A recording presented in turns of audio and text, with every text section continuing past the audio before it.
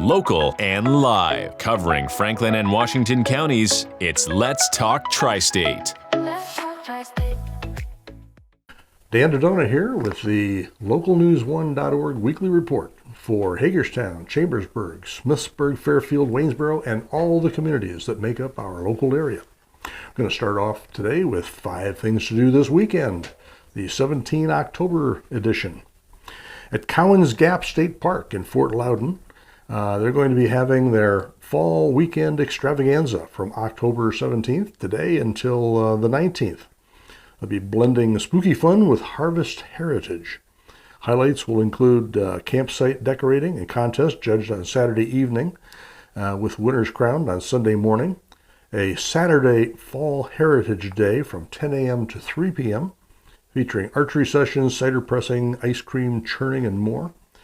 And a twilight trick-or-treat crawl through the campgrounds from 6 to 8 p.m. And then on Sunday afternoon, they'll have a guided hike to the Overlook led by the park educator along the Nobbsville Road Trail. So it should be a good time. Check that out if you like that sort of thing.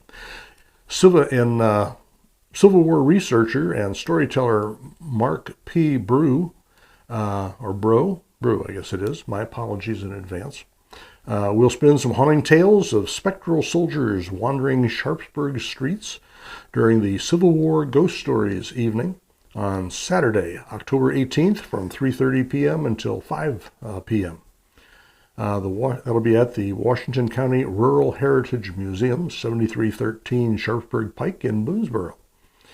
The event will blend eerie local legends with the museum's exhibits.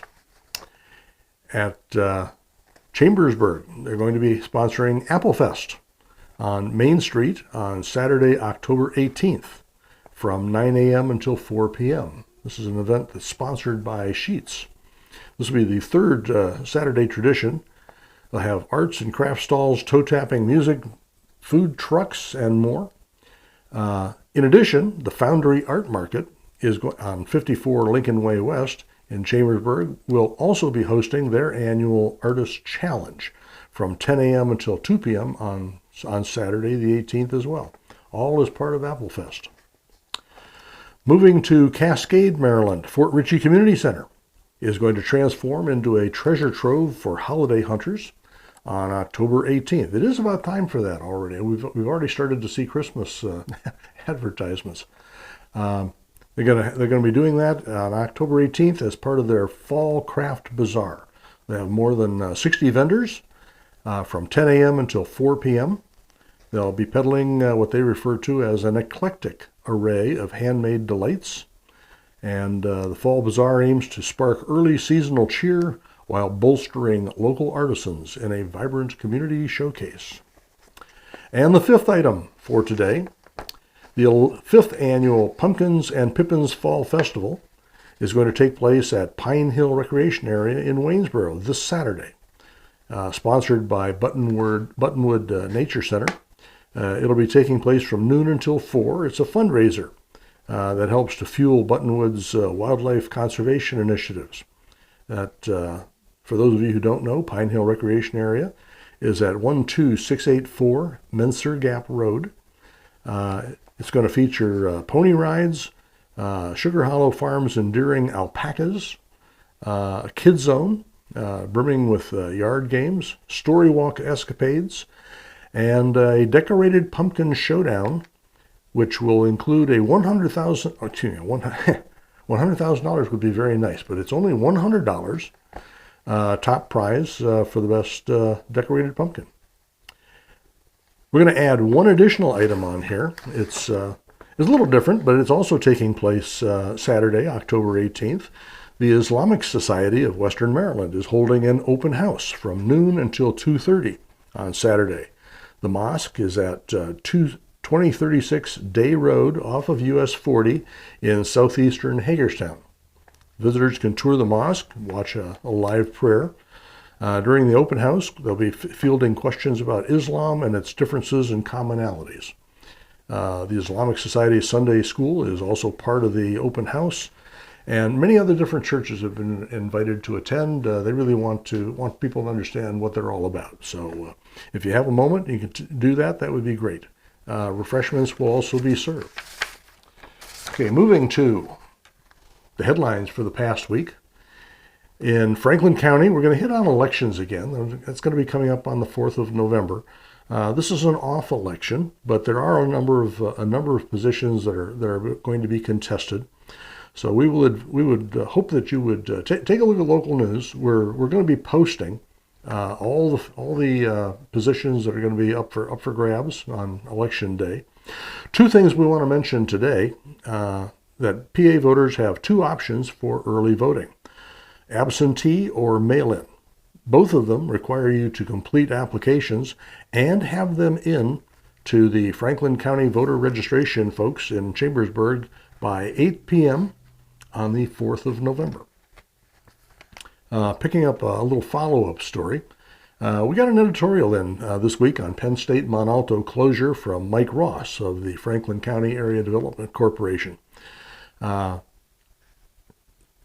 It's worth giving a little bit of weight to what Mike says. He's been doing economic development and considering the implications of all manner of things that are not just necessarily businesses. They also have to do with education and population and schools for kids and all the other things that go into being able to sustain a business in an area. Well, he's offering what I would regard as a relatively stinging assessment of the decisions and the follow-up that the Penn State officials in charge of these campus closures have taken. He's contended from the beginning that the whole effort seemed to be somewhat rushed, and the fact that they had not actually reached out and contacted any of the people in any of the communities where this was going to be possible also told a tale. Subsequently, we found that their analysis was, I guess, flawed is not too bad a term to use, since the conclusions that some independent people have come to by looking at their report, their data, don't necessarily support the rationales that were offered by the people that made the announcements about the closures. There'll be more on that. There's still an awful lot of people who are working in the background trying to find out if there's something that can be done as an absolute minimum. The Penn State folks need to start showing up at meetings in open session. They need to hear it, but they also need to come prepared with answers to relatively straightforward questions like how much maintenance backlog do the facilities have? When was the last time they were used? What's their occupancy been? There's nothing like that. That's been made available. And if you're looking at alternative uses of these facilities, well, you need to know some of these questions. What's it cost you to operate these buildings? I mean, these are known things. It's not hard to find. All you have to do is ask the questions of the right people at each one of the individual campuses, and they can tell you what it costs. They don't seem to show up at meetings. The Penn State folks don't seem to show up at meetings with any of this kind of information, which is absolutely necessary if you want to move on and say, okay, fine, Penn State, you're not going to be here. We're gonna do something else. But you got to provide information in order to help that process along. All right, moving on. In Franklin County, State Representative Chad Reichert is supporting Antrim Township with respect to their concerns for a homeless shelter to be potentially put at the old Citibank facility. Mr. Reichert's contention is this is probably not the right location. Among other things, it's 7 miles away from the city center where the problem seems to exist, and where an awful lot of services for people like that already exist. There's a lot of other problems with it as well. Mayor McIntyre has said that there will be more discussions coming up. He's previously characterized this as just taking baby steps into considering this particular alternative. He might want to actually do some reaching out and talk to people about what they intend. Not every change is necessarily bad. There have been changes that have taken place in a lot of locations that have brought new business far beyond what anybody had previously considered, and can actually be helpful to the community. But you have to talk to the people to know what they would find useful and helpful, and to get them on board, or at least try to understand what their concerns are. So just a suggestion for all parties. You really need to be talking. It doesn't have to be in public, but you really need to be talking to one another about what your concerns are and what your hopes are. In Pennsylvania, there are several senators who are proposing a bill to ban cell phones in schools. They quote, they basically cite an awful lot of statistics and evidence concerning youth mental health issues, decline in academic performance. Their bill would not prescribe anything specific other than that individual school districts would have to craft their own guidelines to come into compliance with the law. In Hagerstown, they have a launch forum for first-time business owners. It'll be beginning in the spring of 2026. This is part of a broader effort to try to make more people in the Hagerstown and the Washington County area aware of what kinds of services are available. It can be, I can tell you as a guy who's created a business from scratch and participated in that more than once, that sometimes it's a little hard to track down all the people that you need to talk to in advance. They don't necessarily have signs up that say, call in here and we can help. So this is a good effort on their part. As I say, though, it's part of a broader effort to make sure that people understand what services are available and what you need to do before you start on any particular public initiative. In Greencastle, there was a grand opening for the Dunkin' Donuts. Of course, there's been a Dunkin' Donuts in Greencastle for some time, but they just went through a renovation. So on the 10th of October, they wrapped up and they had a ribbon cutting for that renovated facility. It's going to make that was coupled with a performance by the Rainbow Gymnastics team. So. In Washington County, the Department of Business and Economic Development is opening applications for agricultural innovation and equipment grants. They apparently have about $100,000 available, which they will be issuing to applicants in lots between $1,000 and $25,000. For those of you who might be interested in this sort of thing, make sure you get in touch with them pretty soon. Their applications are going to close at 4 p.m. on the 31st of October. So stay tuned for more on that. Franklin County nonprofits hosted a celebration of community investment in Franklin County on the 9th of October at the Waynesboro Country Club. They distributed $90,000 in grants to dozens of worthy organizations throughout Franklin County. This is in conjunction with TFAC, the Foundation to Enhance Communities. I've mentioned before, the way they're organized, there's actually individual groups who focus just on specific regions. They don't just simply look at the whole state at once. They actually, so there's a group that looks only at Franklin County, and this is the group that helped to sponsor this event. In Williamsport, they will be dedicating the Springfield Manor, the home of founder Otho, I think it would be, Holland Williams, as it is taken into public ownership. That event is going to take place on the 5th of November at noon. You can see more details on that in the article. The Washington County Commissioners have addressed several topics on the 14th of October. There was a bit of zoning that was mixed in with that, some budget items, a lot of routine stuff. Probably the thing was most notable about it was that although there was some outcry about the elimination of public comments were actually on the agenda this time. So if you were concerned about that, they seem to have heard your concerns. In Waynesboro, author Dr. Michael Ray Smith is going to be speaking at the Second European Congress on Disinformation and Fact-Checking on the 29th and 30th of October in Madrid. I don't know how much you know about Dr. Smith. He's actually from Waynesboro, lives in Waynesboro. He teaches quite a bit in Lithuania.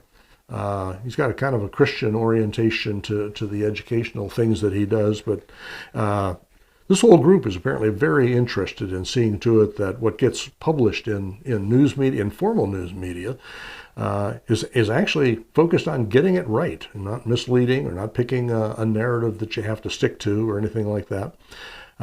Dr. Smith has also been very helpful to local news. We've picked up at least one, and we hope to see more. Very highly skilled writers join our staff.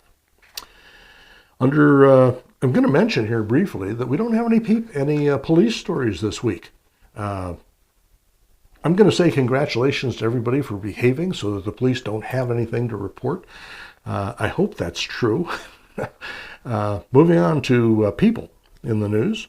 In Chambersburg, Rebecca Reigner is being hired as the district court administrator for the 39th Judicial District. That includes both Franklin and Fulton counties. She'll be working for the president judge, and she brings many years of experience in the legal system to her administrative functions to help manage how everything operates in the judicial system in those two counties. In Washington County, the Division for Emergency Services welcomed 21 new firefighters in classes 6 and 7 of the Firefighters Academy at a ceremony at Hagerstown Community College. This is a big step forward in addressing what the county has identified as a problem in not having enough firefighters available to have the kind of responsiveness that they would like. Big manpower shortage there. It's probably old news to all the big Penn State fans, but to some people who may not have heard, Coach James Franklin was fired after a couple of, well, I don't know. I think the performance against Oregon was pretty good. They certainly came from behind and demonstrated some ability, but then they lost to Northwestern. At any rate, they were fired. It can't sting too much. There's a $45 million buyout for his contract. So the coach went 104 and 45 in just a little bit over 11 seasons.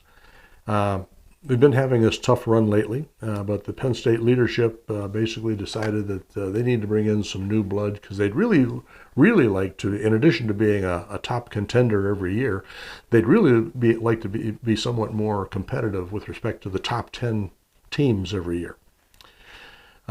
In sports in general, just going to make a comment here that in the world of soccer, youth soccer, Smithsburg, 3 teams in Waynesboro, and a team in Fairfield are all touting undefeated soccer teams.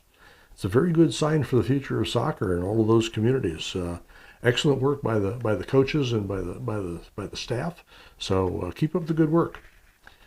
Under health news, WellSpan's Autism Center has celebrated its 20th anniversary. They have been providing access to quality care, which they say is, and this is the truth, having gone through quite a bit of medical concerns in my own family, that this is a good sign for quality care for the whole family. Emeritus is also adding 3 doctors to a general surgery residency program starting in 2026. This is going to be the 3rd residency program that they've started at Emeritus, joining their family medicine and their psychiatry programs. This, in addition to all the construction that they've been engaged in, they're building houses for some of these doctors that are coming in to participate in residency programs.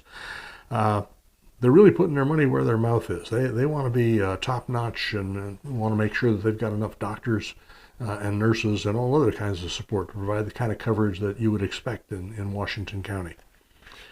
Under entertainment, excuse me, I'm going to make a comment about this. Totem Pole has a play review. They're doing a musical adventures of Flat Stanley TYA. I'm not sure exactly what TYA stands for, but I'm not going to guess on air either.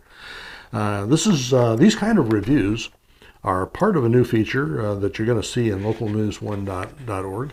We've found a wonderful lady, Kathleen Davison, who is just excited about identifying an awful lot of theater groups in the area And she has actually found 38 of them, she told me the other day. A lot of small groups that put on plays here, there, and a third place, but she wants to bring them, raise their visibility a little bit, and we've agreed to help her with that. So there are still some tickets available for the totem pole play, and there's going to be another one. I think their last play is going to be tomorrow, Saturday. And there'll be tickets available for a show on the 21st of October. Take a look at the story to find out more about that. So, property transfers are going to be coming fairly soon. We just added crossword puzzles. If you haven't seen them, they're kind of easy. Click on crossword puzzles under the other category in our menus, and it'll take you right to the page. There's instructions there, crossword, some tips for how to utilize that particular piece of software.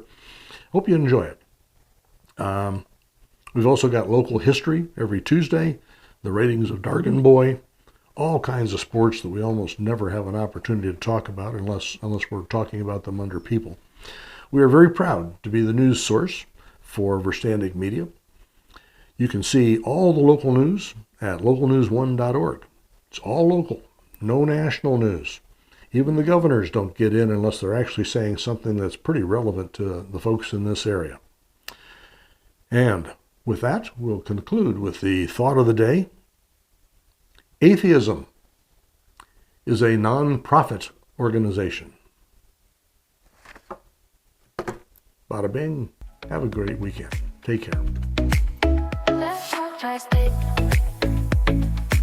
If you'd like to be featured on an upcoming episode of Let's Talk Tri-State, call 717-597-9200 or email letstalk@921thegoat.com.